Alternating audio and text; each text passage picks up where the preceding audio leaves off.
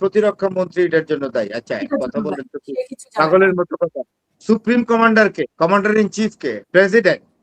আমেরিকার প্রেসিডেন্ট হলো commander in chief, মানে সর্বাধিনায়ক। তাহলে সর্বাধিনায়কের কনসার্ন ছাড়া যুদ্ধ হয়? প্রতিটা defence minister is not in a position, প্রতিরক্ষা defence minister is not in a position to declare war. War declare করে আমেরিকার কনস্টিটিউশনে ওয়ার ডিক্লেয়ারের ক্ষমতা প্রেসিডেন্টের। আপনি জানেন তো আমাদের দেশেও কনস্টিটিউশনে, বাংলাদেশেও কিন্তু প্রধানমন্ত্রী এক্সিকিউটিভ হেড, কিন্তু প্রধানমন্ত্রী যুদ্ধ ডিক্লেয়ার করতে পারে না, যুদ্ধ ডিক্লেয়ার করে কিন্তু প্রেসিডেন্ট। প্রেসিডেন্ট। যিনি রাষ্ট্রপ্রধান তিনি হইলেন আপনার মানে সর্বাধিনায়ক সমস্ত সৈন্যের। কোন দেশের সঙ্গে যদি যুদ্ধ ঘোষণা করতে হয় তাহলে প্রেসিডেন্ট সই করে ঘোষণা দিবে। সেটা তো ডোনাল্ড ট্রাম্প ঘোষণা দিয়েছে যুদ্ধে। এখানে why he is accusing his defence minister, he is stupid, he does not know even about the constitutional পাওয়ার। আচ্ছা, কিছুক্ষণ আগে যে নিউজটা হয়েছে যে হেক্সেট বলছে যে পেন্টাগনে যুদ্ধ পর্যায়ে অস্ত্র উৎপাদন করতেছে তারা, আপনার কিছু অস্ত্র, গোলা বারুদ এবং কিছু প্রতিরক্ষা ব্যবস্থা এবং গোলা বারুদ উৎপাদন বৃদ্ধি করতেছে তারা। এতে তো করে কোনো লাভ হবে কিনা, মানে তারা আসলে না, করতে পারে? কিছু হবে না।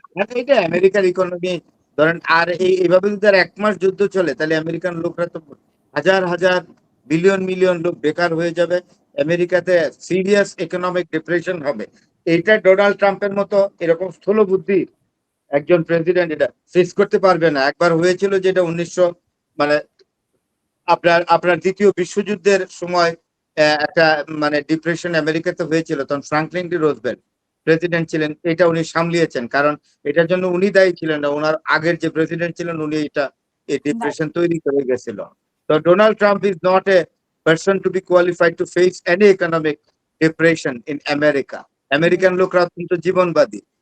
আপনি 1 মাস যদি বেকার থাকে তখন রাস্তায় হাজার হাজার লাখ লাখ লোক নেমে যাবে। সুতরাং এটা সম্ভব না। আমেরিকা যুদ্ধকে দীর্ঘায়িত করা মানে আমেরিকার জন্য সুইসাইডাল।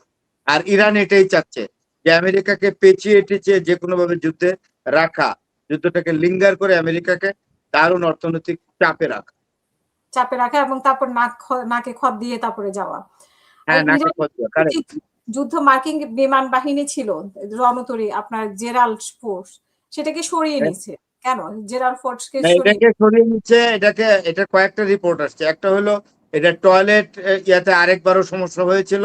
এটা যে টয়লেট সিস্টেম জানে ওয়াশরুম সিস্টেমটা নষ্ট হয়ে গেছে। আরেকজন বলছে যে এটার মধ্যে আগুন লেগে গেছিল আপনার কিচেন থেকে। এই দুইটা ইয়া হয়েছে। কিন্তু ইউএস আব্রাহাম লিঙ্কনে একটা মিসাইল পড়েছিল। এটা আমেরিকানরা স্বীকার করে না, এদের ইগোতে লাগে, কারণ এরা মনে করে যে এগুলো দুর্ভেদ্য, এগুলোর উপরে কেউ অ্যাটাক করতে পারে না। কিন্তু ইউএস আব্রাহাম লিঙ্কনে একটা মিসাইল গিয়ে পড়েছে, যার জন্য ইউএস আব্রাহাম লিঙ্কনকেও সরিয়ে নিয়েছে এবং পারস্য উপসাগর থেকে ইয়াকেও সরিয়ে নিয়েছে। 800 কিলোমিটার দূরে রাখছে জেরাল্ড ফোর্ডকে। এটা ফ্যাক্ট। সরিয়ে নিয়েছে। আমরা শেষ করব ফাহাদ ভাই, আজকের মতো আপনার শেষ বক্তব্য। আজকের মতো শেষ বক্তব্য হলো এই যুদ্ধের উপরে কথা বলতে বলতে আর অনেকটা মানসিক চাপে আমরা সবাই অসুস্থ হয়ে যাচ্ছি। আমরা এই সুন্দর পৃথিবীতে সুস্থ থাকতে চাই, শান্তিপূর্ণভাবে বসবাস করতে চাই। পরবর্তী প্রজন্মের জন্য প্রতিবারের মতোই বলি যে পরবর্তী প্রজন্মের জন্য এই পৃথিবীকে একটি সুন্দর, স্বাভাবিক এবং নিরাপত্তা দিতে চাই এই পৃথিবীকে আমরা। সুতরাং এই জন্য আমেরিকাকেও অনুরোধ করব, ইরানকেও বলবো যে যদি কোনো ভালো নেগোসিয়েটর আসে, চায়না এবং বিশেষ করে চায়না এবং রাশিয়াকে অনুরোধ করব যে আপনারা মধ্যস্থতা করে এটা যুদ্ধ বন্ধ করে দেন, আমেরিকাকে বলেন, এবং ইরানকে বিজয়ী ঘোষণা করে দেন। এটা হলো কথা। ধন্যবাদ।